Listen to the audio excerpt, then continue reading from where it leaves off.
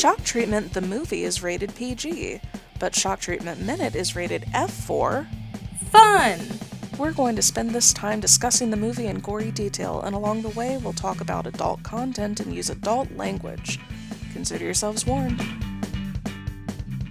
Welcome to Shock Treatment Minute, the only podcast where we discuss shock treatment 1 minute at a time.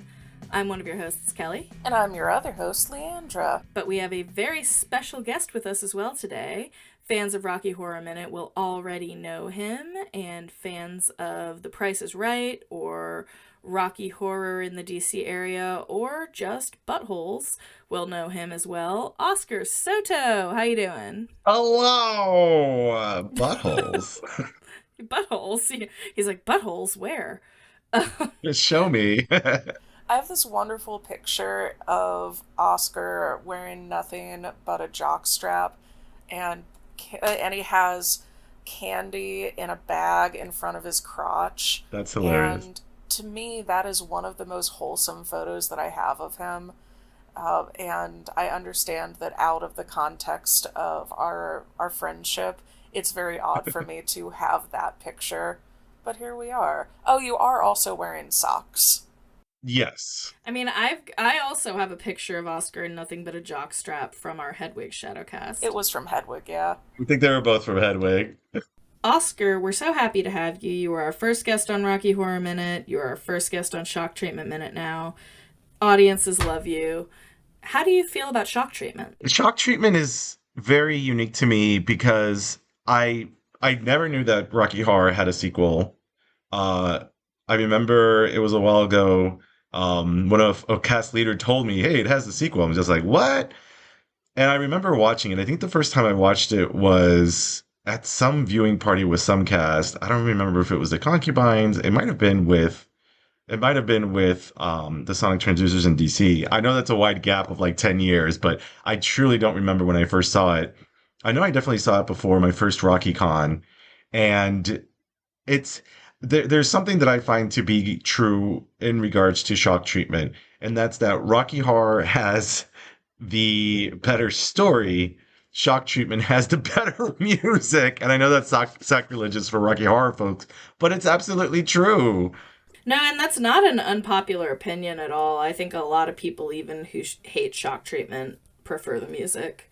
Oh, absolutely agree. And gosh, I remember, I think it was Jeff Baker who said that shock treatment tends to at least appeal to the elder millennial set because it's very heavily 80s influenced. And so because it came around during that era, a lot of the musicality of it tends to be very attractive to that particular segment. That might be why I like the visuals of it so much too. I would agree, yeah. Oh my God. I'm having a crisis because I realized that maybe I just like shock treatment so much because I'm old. I mean, at this point, I'm definitely on the elder side of the Rocky Horror and shock treatment fans, and that's okay. I've accepted it. Well, do you remember the first time you saw the movie? Gosh, I'm gonna say I saw it with the Sonic Transducers because that's the earliest time I remember seeing the movie.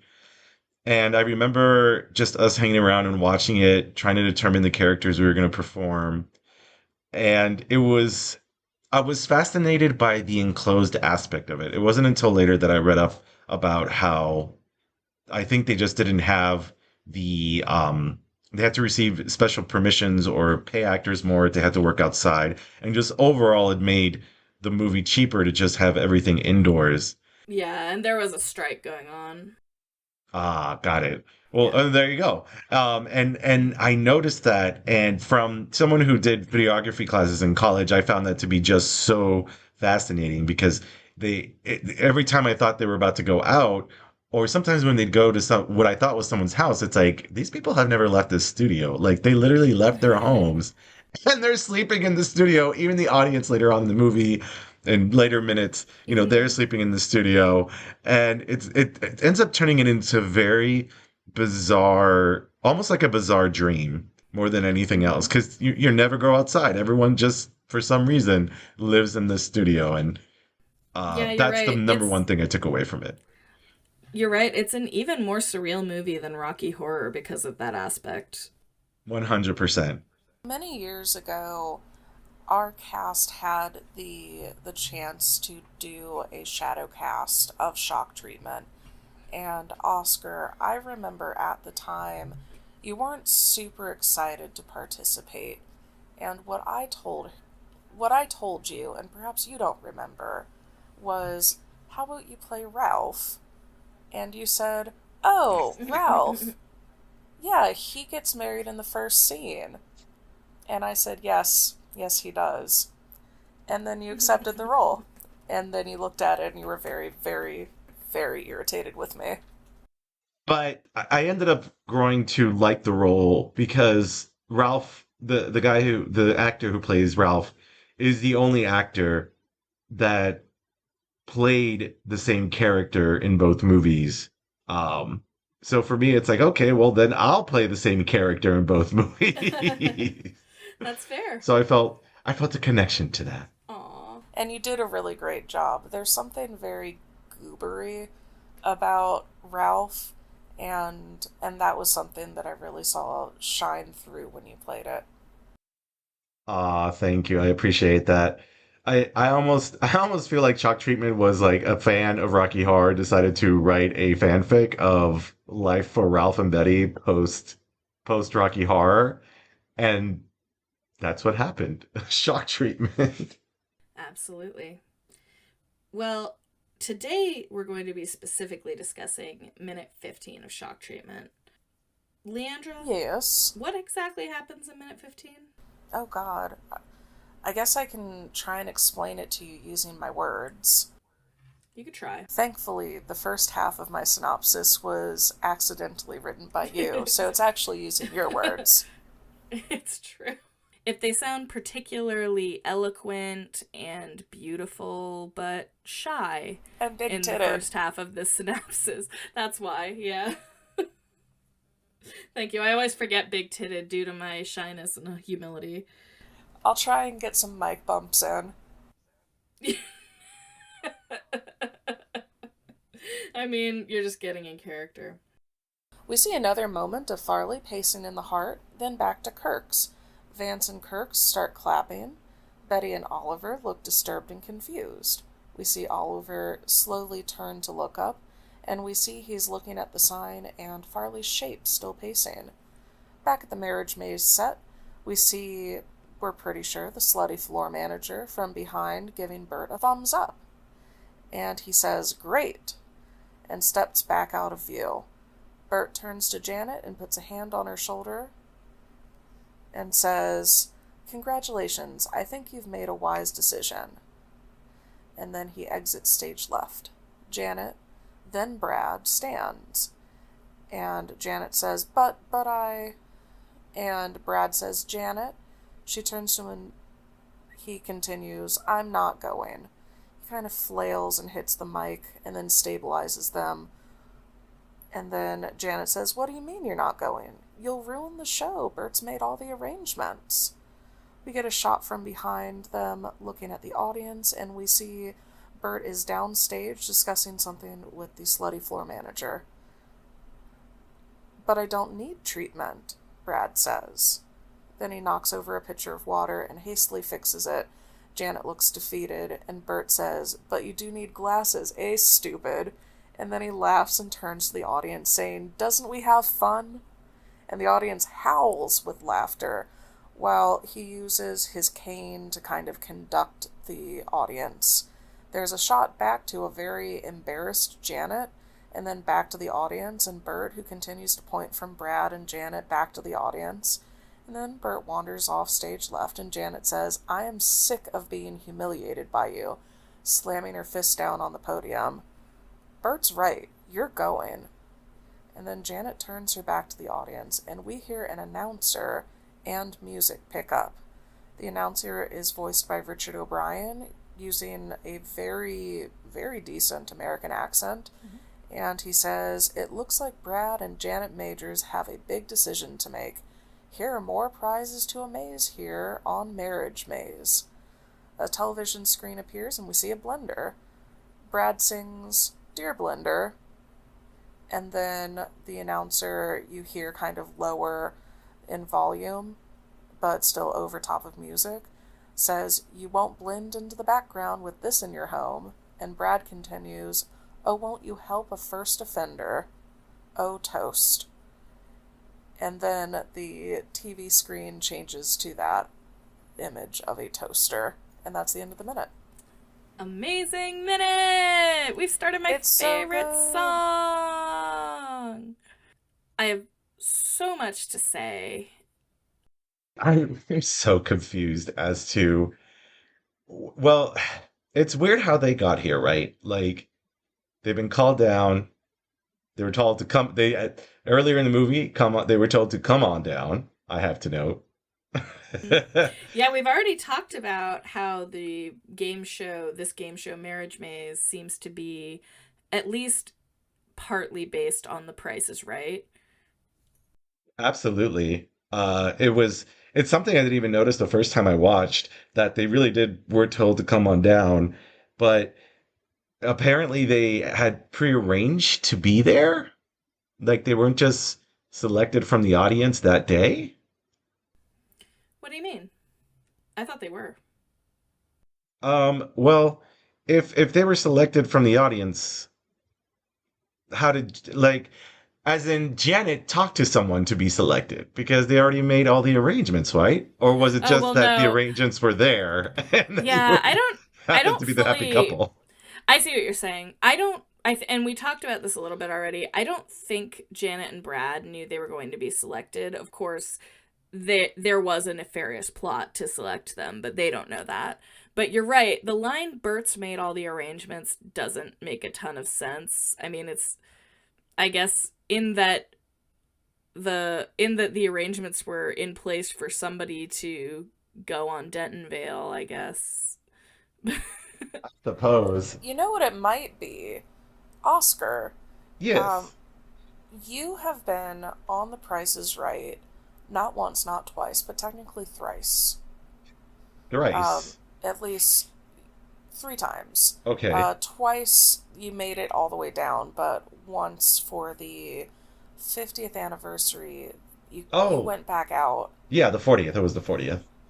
the 40th. Yep, I yep. can't do math. It's okay. But can you talk kind of briefly about the process that you went through in order to be called on down?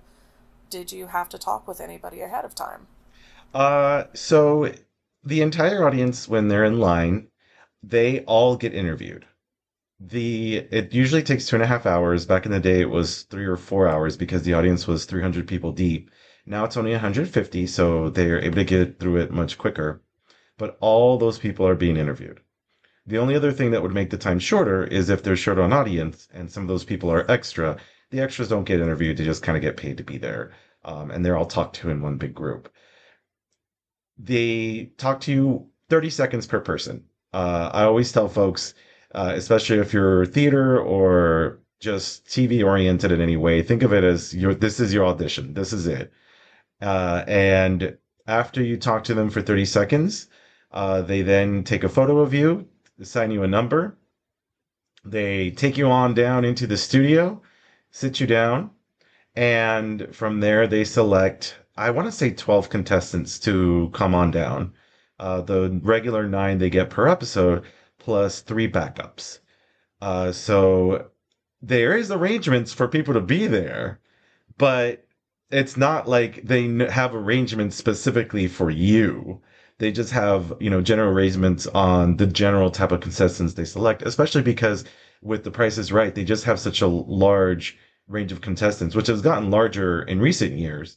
Uh, One of the things that has made me happy about the show is back in the day, people used to be like, "Oh, I live with my roommate," and now they go on the wheel and they're like, "I just want to say hello to my husband," and it's a cis man, and or it's hello to my wife, and it's a cis woman. So it's been kind of nice to see that happen more openly as the years and The Price is Right has gone by. Which is why it was so sketch when Janet was like, "Bert's made all the arrangements." It's like, it, so like you already know the kind of prize you're going to get on Marriage Maze too. It's does everybody get the same prize on Marriage Maze? Like, is it really an arrangement or just a predetermined prize that's always going to be there? Like everyone knows you're gonna get a car and the price is right, doesn't mean it was prearranged specifically for you. Well, right. And like it is like she acts as though it would be such a huge inconvenience to everyone if he doesn't take the prize. But that doesn't make much sense for like the conceit of what's going on because from Janet's perspective, they interviewed her and decided that he should go to Dentonvale, but like They haven't even played a game. Where was this yeah. interview? It's like, at Mm, least test them to see if they know how to play the game. Here you are offering this blender. Where's the question for the blender? Are they I just going know, over the but prizes before the game? it's funny how the shows in this all kind of feel that way, that they feel kind of like fake, and I guess they are. I mean, obviously they're fake, but like in universe, it feels like they're just sort of like fluff that doesn't really make any sense if you analyze it, and I think that might be Hmm. intentional because we already talked about that um with Denton Dossier and also with this show because I mean really no game is played, you're right, and like even when we do see kind of a game happen and a prize be won, it's so obvious that it's like rigged and just sort of set up. Anyway, Hmm. it's great. Hmm.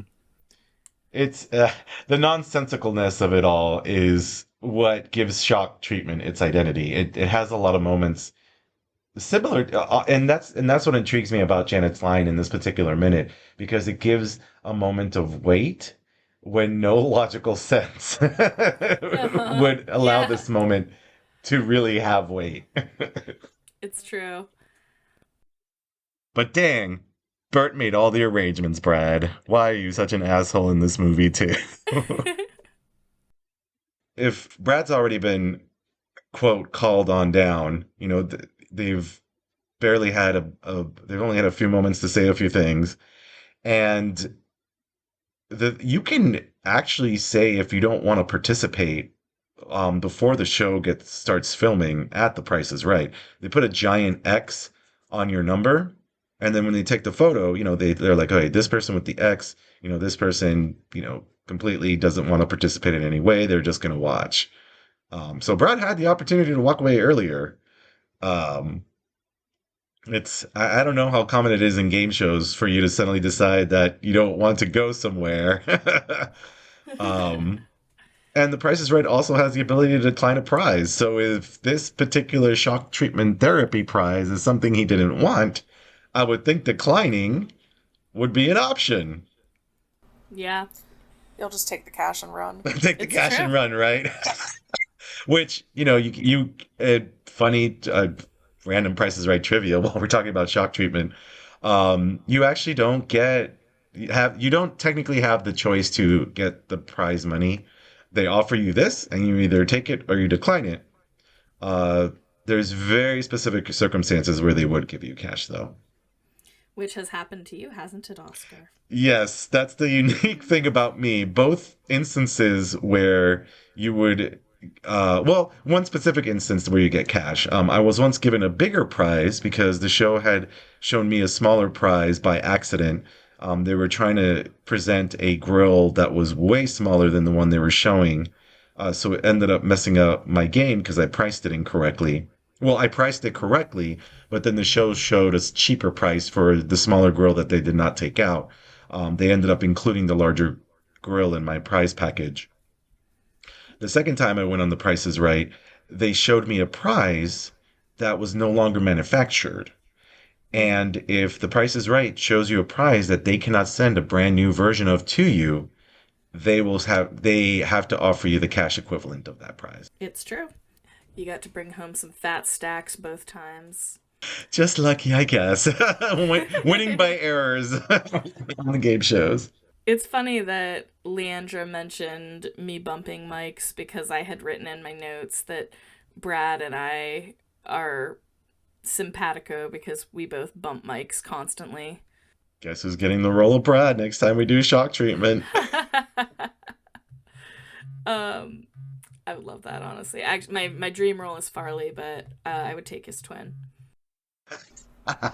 You would take his twin. He's your type. It's Oh true. I gosh. mean, I've discussed how I would like to play the Farley to my boyfriend Brad playing Brad, and then have us make out at the end of Dual Duet. Is incestuous? I Platonic? mean, it is Straight? incestuous. I mean, like, but that's the most shock treatment thing of all, isn't it? Ah, Richard fair, good O'Brien point. loves incest. On Anyway, theme with the incest. yeah, I mean, shout out. We know another beautiful couple who at least Is one of them listens incestuous? to the show. Well, no, no. I was gonna say, No. but I was gonna say I would want one of them would be an amazing Cosmo, and I would want the other to play Nation and have them make out during the lullaby scene. But these are all pipe dreams for now, but I hope that one day we can make them a reality. Another person I related to was Bert when his smile vanished the second the cameras stopped rolling, because that is me every day at work as soon as I hang up a conference call. Every time. Gigantic same. Yeah. I will go from using my customer service voice. No, absolutely. I don't have any other questions at all. Thank you so much. To just frowning, and it's like my entire body has aged 3 years in the time it took for me to have that meeting. Exactly. It really It, feels that way. it was fascinating seeing him just sort of turn off once the camera went off of him. Not unusual in filmmaking or TV making or game shows. I've always had a pleasant time with Drew Carey. I always tell folks if you go to The Price is Right, you get basically a free comic show too, because Drew Carey loves talking and doing stand up in between filming sets and in between commercial breaks. Not unlike what he does in Shock Treatment, uh, but he's more mean about it, just sort of poking fun of Brad and laughing at both Yeah. Brad and Janet, which is not what Drew And Carey and I'm sure I can include Bob Barker do not do during commercial breaks. and literally Bert literally conducts the audience. It's so funny. And Yes. I mean another this we get another really classic often quoted Bert line in this minute with "Doesn't we have fun?" I mean, that gets Yes. quoted all the time. Whenever I'm That might trying to be my convince most people, quoted. whenever I'm trying to convince people we're having fun, that's Doesn't what I we have say. fun? Oh man. And I also and the audience reaction, I think that they're getting more and more deranged, right? I think so. Like this one, I heard some of the Michelle Visage like cackling in the background. Not the Michelle Visage cackle. Maybe Oscar was on set after all. Ha Actually, it's more Oscars is more like guarantee I peaked my mic. Gosh. Oh my god, but I love that. That's a great detail. It's adding to sort of the surreal atmosphere. I just love it. Was oh gosh, was the lady with the big hair in this minute? Like she was just Yes, the laugh. blonde. Yeah, Yes, we've talked about her. Her hair's insane. her hair's insane. And what makes this particular minute hilarious is that they, Brad and Janet work for Shock Treatment, but that lady would have been a Price is Right contestant in another universe. Yeah, we get a lot of people who look like they're straight off The Price is Right, but I guess that makes sense because they're all dressed in 80s clothes. Ah, very good point. Hmm. I also, I never, before doing this podcast, I actually never really noticed the floor manager. I mean, a little bit, but like I never paid attention to him. Never, I would have, if you had asked me before I did this podcast, like how much he's in the movie, I would have said he's like barely in it, but that's not true. He actually has kind of a lot to do, at least at the beginning. And that is the mark of a good floor manager. Ooh, yeah. You don't notice him, but he's doing everything. Heck, I think he crosses in front of the. Oh yeah, he drops off the TV that shows the blender, like real slick Yeah. like. I know, yeah. He's all over the place, honestly. He's running the show. He's great. This is why I'm so attracted to him, and I really appreciate, Leandra, that you keep calling him the slutty floor manager because totally, yeah. Now I understand the origin. He's I slutty would, because he's Yeah. everywhere in the yeah. movie. Oh well, and It's because all I for have you. a, they're doing that because Oscar because I have a major thing for the floor manager. Oh my gosh. I'm more He's into hot, Oscar Drill of myself. course, of Not course you just because are. of the name, like he was really cute. For Halloween, I'm going to dress like a slutty floor manager just for you, I Kelly. would love that. But I'm imagining that costume now. It's actually an awesome idea. Niche Rocky Horror or Shock Treatment Minute costume ideas. So then, and we get the song finally starting, "Bitchin' in the Kitchen." To quote Patricia Quinn, she, as soon as this started, she crowed, "This is one of my favorite songs in the world." And I completely agree. I love it so goddamn much. And, you know, Cliff DeYoung has an amazing Texas accent. Or does an amazing Texas accent. Yeah, it's very Yeah. understated. Mm-hmm. It doesn't have so much twang that Yeah. you're like, okay, pull it back. It doesn't sound ridiculous. Yeah, that's what I mean. Yeah. It just sounds believable, and it helps to obscure the fact that he is playing he like, that two actors or that two characters are being played by him. It helps to add to that illusion. But and also, I don't know, did you guys know he got his start in the rock group Clear Light, which was a somewhat successful group. They played with The Doors, Jimi Hendrix, and Janis Joplin. So it's no wonder he's such a good singer, I guess. I didn't know that about him. That's pretty cool. I was trying to say that I was kind of impressed with Richard O'Brien's accent because Oh, I had yeah. no clue that Oh, was his voice. we've already Introducing talked that about that, blender. but yeah, his accent work is amazing, and I mean, honestly, he's a talented voice actor. A lot of Oh, people that's from a younger true. generation know him from Phineas and Ferb, so Oh I guess it yeah. shouldn't be surprising. But yeah, he really does do an amazing job with that voiceover. It's such a fun campy. It really adds a great texture to the song. That's one of the many things I love about this song. Absolutely. And I really love that from this we can kind of see the future that Richard O'Brien has had with voice acting and how that has been very successful for him. Absolutely. And actually, I have a little bit of fun trivia about this song as well. We get some product shots as it goes on, and did you know, Leandra, that they were originally supposed to be in the Brad and Janet show, but it was going to be a little different. It was going to be like a dark thing. Apparently, the idea was that Cosmo was like cavorting around, dancing, and opening doors during the song Shock Treatment.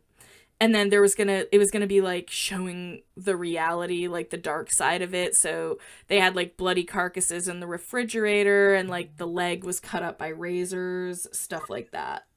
Sounds great. Yeah, I love that. I That is know. awful. I think it sounds really fun. If it were executed well and like not too ham-fisted, I honestly think it could be great. But oh well, I love the version of this song that we got. So The director's cut of Shock Treatment.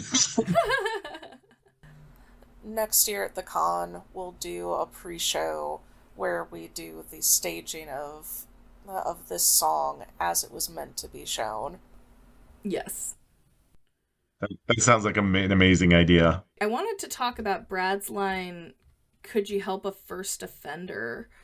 What like a first offender of just like being kind of a passive person? What is Brad done to deserve this? That's what I'm trying to know. Like, I Yeah. think you sort of get a vague idea that they're having marital problems, but why does Brad specifically need the treatment. I'm Yeah, not I mean, trying to it's not all men this, but no, well, I mean, and of course we know that it's being railroaded because Farley has evil plans for Brad, but in like from Janet's perspective, all he's really done is be kind of passive. Um so sorry I for wonder failing at masculinity, Brad. I know, right? So it's just interesting that he would think of himself as like a first offender. I don't know. And Rich O'Brien has always had a tendency to play with gender um, and sexuality, obviously because they intersect. And I wonder if that's what is just part of that is what's going on with Brad. You know, you have the song later on about, um, what makes a man, which happens to be sung by Brad's father-in-law. Is this why he's been sent here? Is this why Janet brought here? Like, what Yeah. is this? What is this psych ward we're entering here? Well, and another thing that Richard O'Brien has a tendency to do is force a rhyme. So it might just be that That offender is true. rhymes with blunder. and and We should be happy that he doesn't say, "Oh, won't you help for crimes against gender," or something like that. that's true. My gosh, that sounds like it Just would count be your That's probably an blessings. early awful. draft. Yeah, his first offense of doing something non-manly. There you go. Yeah. And my final note for this minute is um that hand that we get in the product shots. I'm going to keep talking about this as we go forward, but it's very evocative of a Giallo film. And if you're not familiar with Giallo films, it is a specific genre of Italian cinema that it was basically the precursor to slasher movies, but it very prominently features usually a killer, and like it's a big like it's like a police procedural slash mystery, and so you find out who the killer is at the end, but as they're going around killing people you usually just see like a hand. It's often a gloved hand, and you're seeing it like from the killer's perspective. So that's how I felt watching this. I'm going to keep exploring the idea of the shock treatment giallo. Ooh, I fascinating. really like that. Yeah. Does that mean that the SNL skits with Christopher Walken when he's staying at the Continental and it's just the cameraman and you see like the one hand out so it looks like he's invited a lady back to his hotel room and it's Christopher Walken saying stuff like, "Would you like some champagne?" and stuff like that. Is that a Jalo? No, but it is I'm sort I'm of kidding, of yeah. course. I guess the only thing I can add about that hand is that the longest serving model currently on The Price is Right is Reynolds, and the model that has been serving the least amount of time is Alexis Gopp. That's exciting. When did Alexis Gopp start? Gosh, I want to say she started 2022, 2023, maybe even more recent than that. And is it still exclusively like AFAB cis women? No. The wonderful thing about The Price is Right is they did start with male models sometime in the 2010s, which they felt made sense. If you're, at least historically, it makes sense with The Price is Right because the if the original primary audience of The Price is Right was women who stayed home, but if that, since that was their former demographic, why in the world would you not have male models on the show for the women to enjoy? Yeah, that makes sense Uh, because I was gonna say, what about homosexuals? But that would also, why would you not have male models? exactly. The first, what was the name of that first male model? He used to be on soap operas and stuff. Uh, and he was there for like a year or two. And then they moved over to James O'Halloran. And he's been around a really long time. Eventually became the longest serving male model. He started back in 2014. Uh, and then God he was bless you, joined by Devin boys. Goda, who was a former football player. And so now both of them are the two primary male models of the show. And That's yes, amazing. they look fantastic in a bathing suit. That's amazing. I have no further notes, and I have a little surprise for Oscar. Oh, But before that, we should do callbacks. I have none. Oscar, do you know any callbacks for this minute? oh my gosh. No, I know callbacks for later on in the song. Oh, Mm-hmm. but what are some of the ones? No, I don't go to enough cons and watch Shock Treatment with an audience often enough to know them all. So I only know the ones that are particularly distinct, but not during this section. That's fair. But I bet Leander knows some. Yeah. Yeah, when Bert says congratulations, you can harken back to the Rocky Horror Picture Show and say ejaculations. Yeah. Bringing that one back. And then when he says, I think you've made a wise decision, you can say, that's wise. Love it. Or the counter to, I think you've made a wise decision, could be, I think you've made a mess in your pants. If you want to forego both of those, you can yell during that, hey Janet, where do you like to get fucked? And then Janet says, but I. I was wondering if someone made use of the butt, so Yep. to speak. If you don't make use of that butt, it goes to waste. Exactly. Also, just so the audience knows, I had to screen share for a little bit, and my two co-hosts here saw my butt shot fans Facebook page. Yeah, Oscar had his Facebook up while he was screen sharing, and I just saw he follows a page called Butt Shots that just posts shots of butts. It's simple. It does what it says on the tin. It's good honest work for Yeah. Oscar's brain. Why, thank you so much. Alright, so moving on. Brad says, Janet, I'm not going. You can shout, you're not coming either. Not the coming again. Brad just has these consistent finishing problems in both movies. It's true. Sluts never get to finish. Janet says, what do you mean you're not going? Bert made all of the arrangements. You can say music score by Bert Schnick, or you can say thank you, Mr. Bacharach, because it's arrangements. Yeah. Brad says, but I don't need treatment. And you can say Brad's got a drinking problem, and that's when he knocks over the water. Yeah, I get that. That I didn't.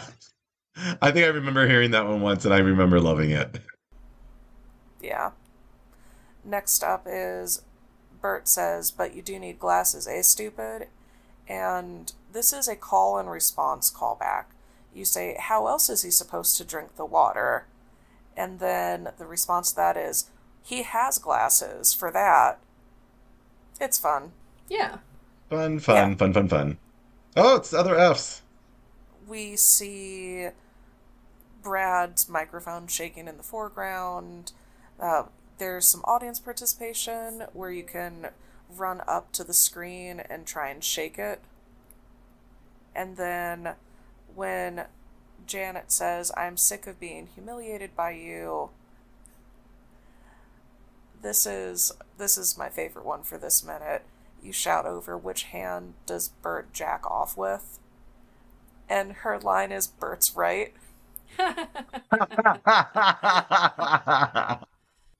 That is funny. I completely forgot that microphone was shaking the entire time. For some reason, in my mind, it was Brad shaking.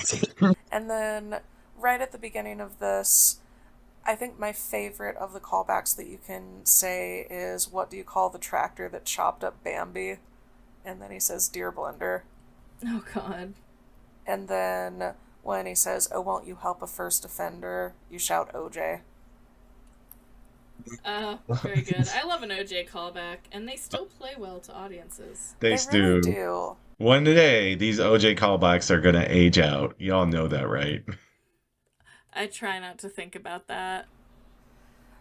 The way I see it, if Petra, who is like 20, still thinks it's funny, then we have a little bit more time. It's true.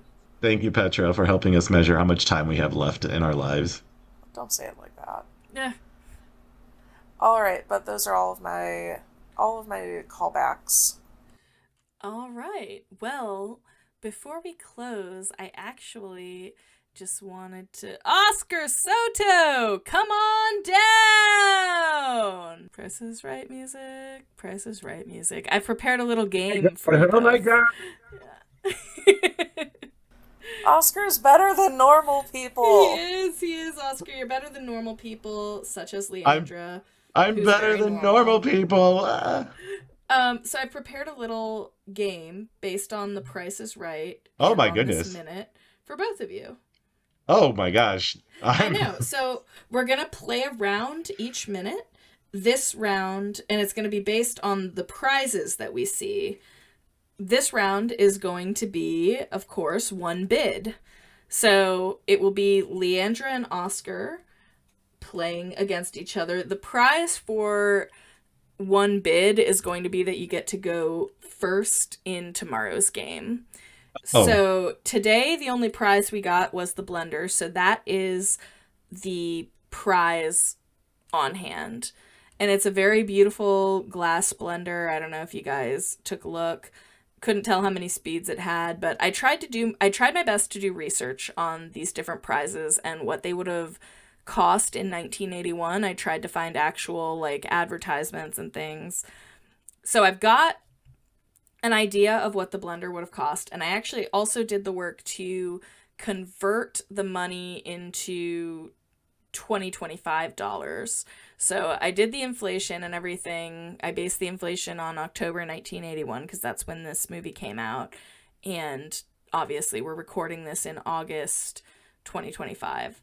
So my first question for you guys, when you're naming prices in this game, do you want to name what it would have cost in 1985 or today?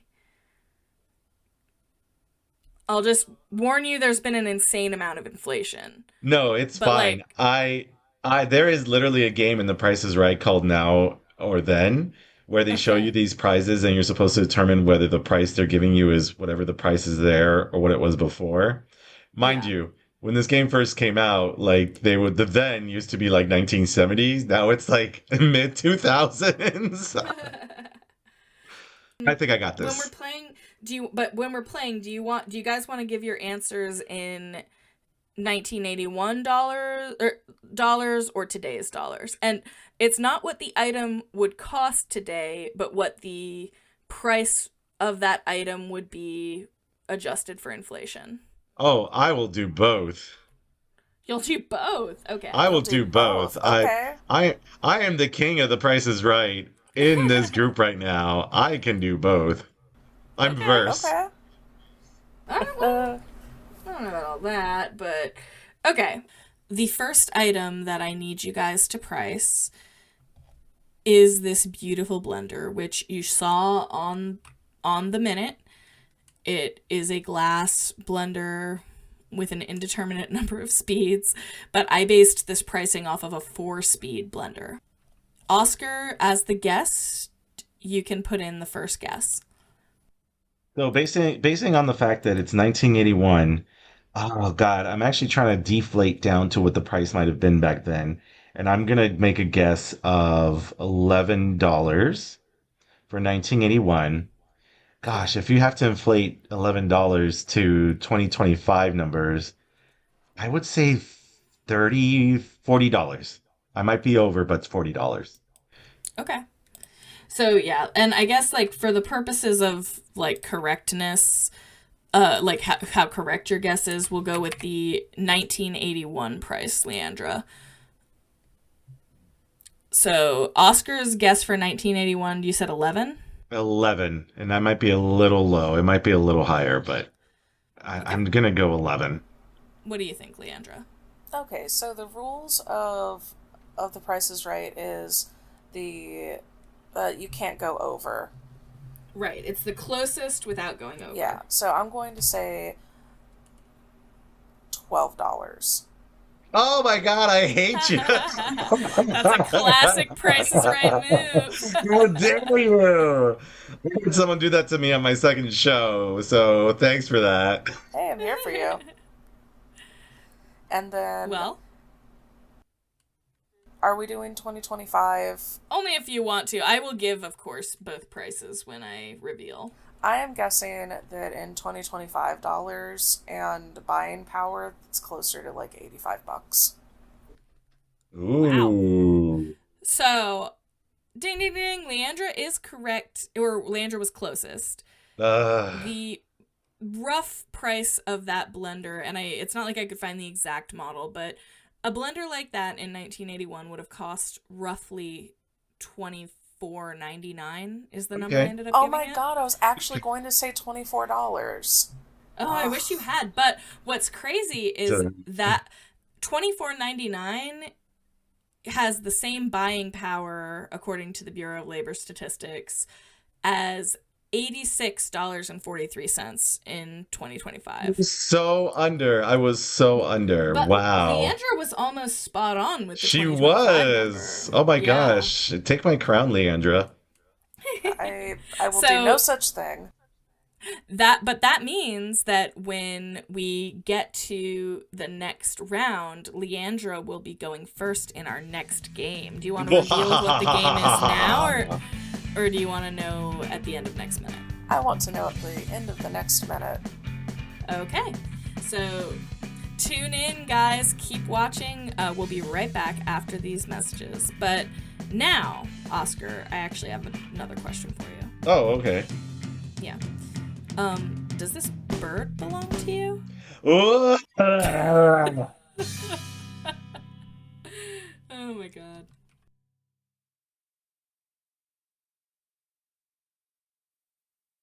We see Oscar slowly turn to look up, and we see he is looking. Oh. What? Oscar.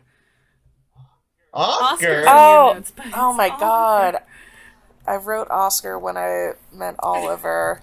All my because God. all because I'm on this podcast. She wrote Oscar all did. over there. I don't Oh my even God, play I did. Brad. Okay, I'm gonna start this all over. Oh my I'm God, keeping it's this too in, though. awesome. I love this. God. Fine. I'm leaving rent free in Leandra's head. I did not realize that. Rent free. I'm gonna start charging you. I'm like, Oscar Drill doesn't come till later. Wait a minute. There's a guy named Oscar in this movie. Why did I never play him? That's true. You'd be a cute Oscar Drill, although my dream casting for you is still Ricky from The Rest Home. Oh, okay. Wait, Oscar's the one who does the flip, right? That's true. Can you Yes. do a flip? No. If I could have done a flip, I would have absolutely been playing Oscar Drill for the rest That's of my true. life. All right.